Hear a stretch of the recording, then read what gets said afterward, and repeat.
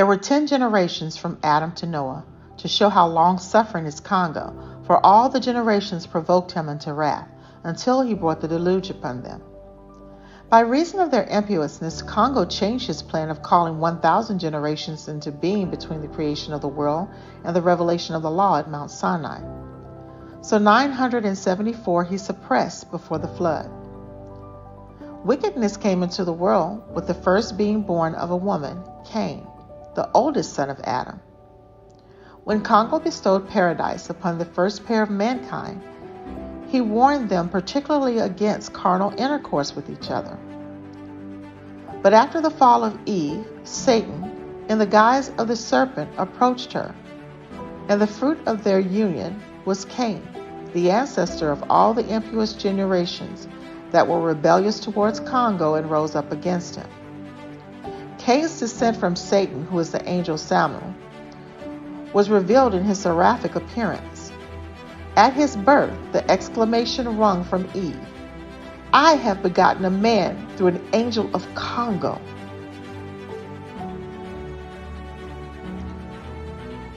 Adam was not in the company of Eve during the time of her pregnancy with Cain. After she had succumbed a second time to the temptations of Satan and permitted herself to be interrupted in her penance, she left her husband and journeyed westward, because she feared her presence might continue to bring him misery. Adam remained in the east. When the days of Eve to be delivered were fulfilled, and she began to feel the pains of travailing, she prayed to Congo for help, but he hearkened not unto her supplications. Who will carry the report to my master Adam, she asked herself. Ye luminaries in the sky, I beg you, tell it to my master Adam when you return to the east. And in that same hour Adam cried out, The lamentation of Eve has pierced my ear. Mayhap that serpent has again assaulted her. And he hastened to his wife. Finding her in grievous pain, he besought Congo on her behalf. And 12 angels appeared together with 2 heavenly powers. Make ready to give birth to thy child. Immediately her son was born, a radiant figure. A little while, and the babe stood upon his feet, ran off, and returned, holding in his hands a stalk of straw, which he gave to his mother.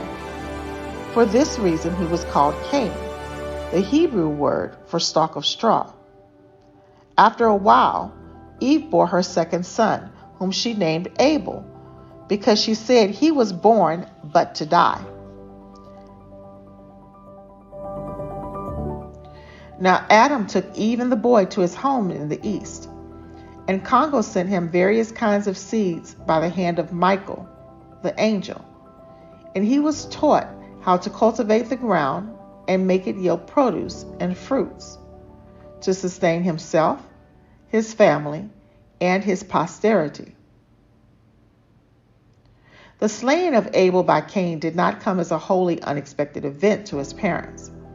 In a dream, Eve had seen the blood of Abel flow into the mouth of Cain, who drank it avidly, even though his brother entreated him not to take it all. When she told her dream to Adam, he said, lamenting, "Oh, that this may not portend the death of Abel at the hand of Cain." So he separated the 2 lads, assigning to each an abode of his own, and to each he taught a different occupation. Cain became a tiller of the ground, and Abel a keeper of sheep. It was all in vain. In spite of these precautions, Cain slew his brother. His hostility towards Abel had more than one reason. It began when Congo had respect unto the offering of Abel, and accepted it by sending heavenly fire down to consume it, while the offering of Cain was rejected.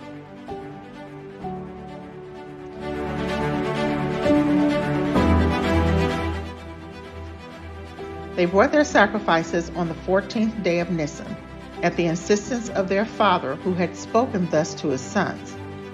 This is the day on which in times to come Yesolele will offer sacrifices. Therefore, do ye too. Bring sacrifices to your Creator on this day, that he may take pleasure in you. The place of offering which they chose was the spot wherein the altar of the temple of Salem stood later.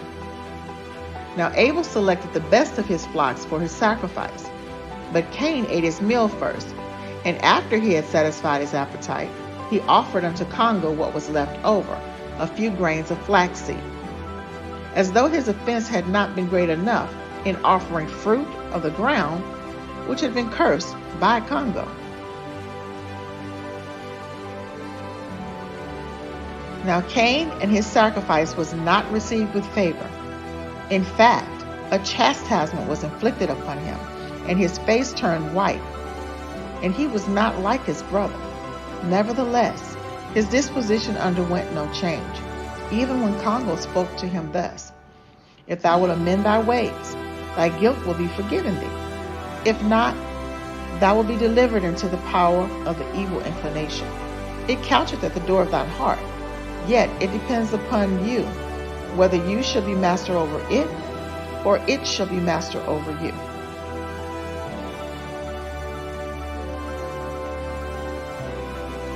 So Cain thought he had been wronged, and a dispute followed between him and Abel. I believed, he said, that the world was created with goodness. But I see that good deeds bear no fruit. Congo rules the world with arbitrary power. Else, why had he respect unto thine offering and not unto mine also? Abel opposed him. He maintained that Congo rewards good deeds without having respect unto persons. If his sacrifice had been accepted graciously by Congo, and Cain's not, it was because his deeds were good and his brother's wicked.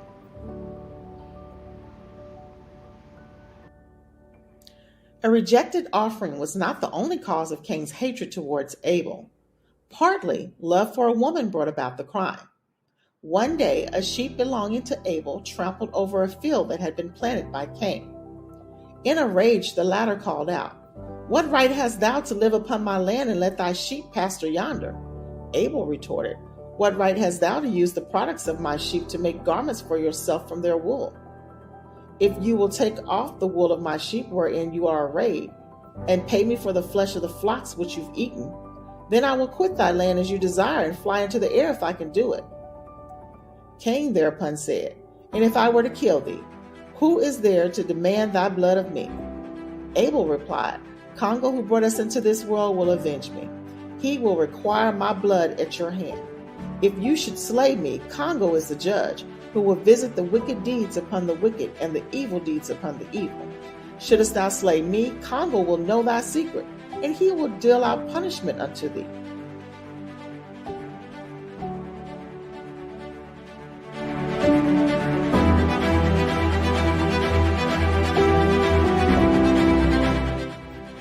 The manner of Abel's death was the most cruel conceivable. Not knowing what injury was fatal, Cain pelted all parts of his body with stones, until one struck him in the neck and inflicted death. Thou didst thyself slay him, for hadst thou looked with a favorable countenance towards my offering as his, I had had no reason for envying him, and I had not slain him.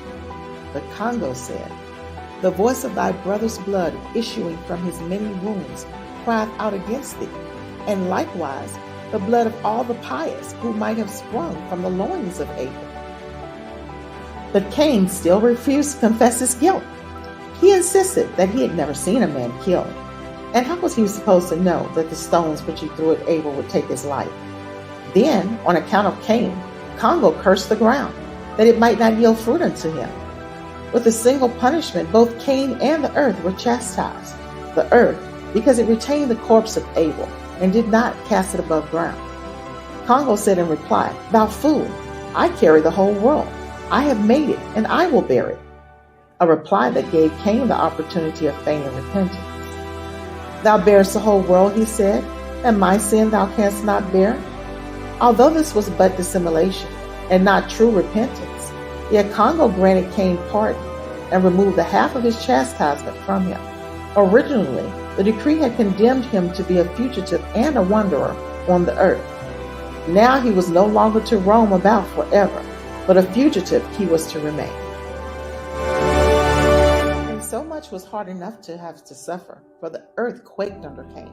And all the animals, the wild and the tame, among them the accursed serpent, gathered together and essayed to devour him in order to avenge the innocent blood of Abel.